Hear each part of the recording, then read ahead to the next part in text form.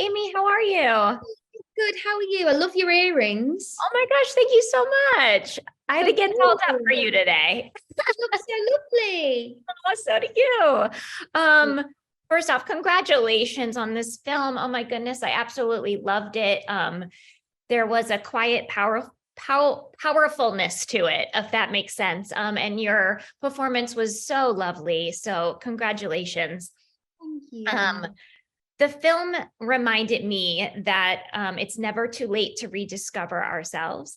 Like Williams is inspired by Margaret's appetite for life. How was stepping into her shoes an inspiring experience for you? Yeah, I just loved being her for a bit. It Mm. was such a nice holiday, such a nice Oh, break from my overthinking mm, brain. Yeah, just really, really inspiring and gorgeous to play someone who is so present and who yeah. notices and delights in the smallest of things. And I think to notice things and to see people, to Mm. truly see people, you have to be very present. You have to be very, and she's got that. She's really, really got that. And so, yeah, getting to spend all day being her shifted me, and I would leave we would rap on set, and me and Alex, who plays Peter, would be like, oh, we go for a walk along like the South Bank, and we would go and we would just, I feel like we were just noticing everything and really seeing each other. And Bill, like, we would have our lunches together and we would have the best chats, which I would like to think that we would have regardless of the movie, but I think the movie definitely created that atmosphere of everyone just very much seeing each other Yeah. and being very present with each other, and it was so nice. Oh, it was so nice. Oh, I'm so happy for you that you got to have that experience. And I think that watching this film, I sort of had a similar experience. I felt like it was a beautiful reminder to be present, and sometimes also the power of just listening to each other, and stopping the noise and just listening, and having those intimate kind of connections with another human. It's so powerful. Gosh, and it's so hard sometimes finding joy in what's around us and not what is behind us or in front of us. And she really gave us that gift. So thank you.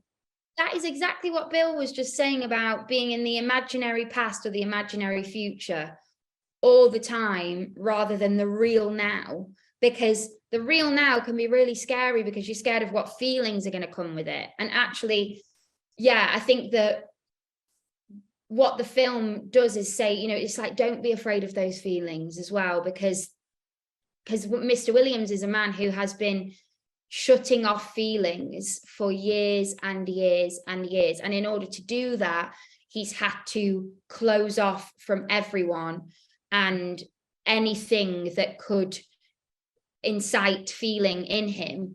And that's a lot to do with his grief, and it's so sad. And I think that, yeah, and I think he realizes, oh right, I've not got much longer to be here and to be in the now, and I'm going to do it. And like you say, it's never too late to do that. It's never too late to have that shift and to say, it starts now kind of thing. And yeah, and I think that is what it's really lovely to hear when people go and see it, that they also have all the kind of experiences that we had acting it, people seem to have watching it, which is amazing.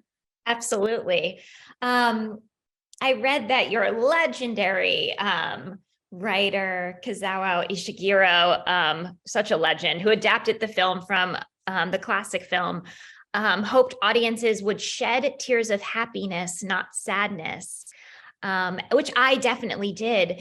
In your opinion, why is it important in this particular story to celebrate Williams's final moments of happiness rather than mourn perhaps a lifetime of missed opportunities? Yeah, I think that's so beautiful. I think that it's because he wants, he doesn't want to, this is kind of the making of him, is that he gets this news and he doesn't want to he wants to live, and that's why I love that it's a film about a man who's dying, but it's called Living. And and that is what I think is so apparent in the story, is that it's called Living for a reason, and we should actually be focusing on what he did do. Even though it's a very small thing, it's still a beautiful thing. This park, this playground for these children, within his very small time frame that he had, he managed to do something, and that's wonderful. And actually, you're so right, it is kind of tears of happiness, sadness too. I must say that I get very sad watching the film, but it is inspirational and it's hopeful, because as you say, it's the never too late message. It's also, like Ish talks a lot about, how it's not a Christmas Carol. He doesn't go through this massive transformation overnight and then wake up a new person. It's not It's a Wonderful Life. He isn't this incredible person who doesn't see how incredible they are and then is shown how incredible he is. He doesn't really change that much. He makes the tiniest little shifts that are actually huge within the framework of him. And I think that's what's really inspiring about it, and what's so hopeful about it, is because it kind of, it shows you how much things can change by taking tiny little steps, rather than, what a lot of inspirational films do is they show these huge transformations, or like this, complete, whereas actually this is very small. It's a very small story, and a very ordinary story, which becomes extraordinary through the connections that are made between the characters and all of that, and the connection that Mr. Williams ends up having with himself and what he wants. And actually that is very inspiring. It's very inspiring. 100%. Yeah. Oh my gosh. It's like, to your point, when we watch these sort of grand magical tales, yes, we're transported, but I think at the end of the day, we're like, oh, like, that's not real. That could never happen. But watching this story, it's so relatable. And that's where that hopefulness comes from, and that inspiration of like, it's attainable. Like, we can make those shifts in our lives. I can do that today. Like right now I can start, making shifts or whatever. It's so lovely. Before I let you go, first off, thank you so much for your time today. In honor of Margaret's secret nicknames, which are so fun, what nickname would she give herself? I think she would give herself Miss Ordinary. Oh. Because she says in the pub, she says, "I'm no such special quality. I'm just an ordinary person like everyone else." And there's a delight that she takes in being ordinary. And actually, it isn't a sad thing that she thinks that of herself. But I think maybe through the connection that she has with Mr. Williams, maybe she does actually after that think, maybe I am a bit special. Yeah. Yeah. I think she goes, maybe I am. And that's what happens in life, isn't it? It's the way someone else sees us that makes us go, oh, because we don't see ourselves.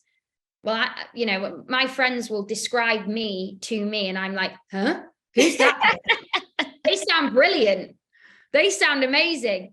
So I love that girl. Yeah. I love that girl. And they're like, you. And I'm like, no. But it's how, it's through those connections that we go, oh, maybe I am, maybe there is something about me that's lovable. Oh, well, you're so lovable, Aimee. Thank you so much for this. This was lovely. Much love, and have a wonderful rest of your day. Thank you.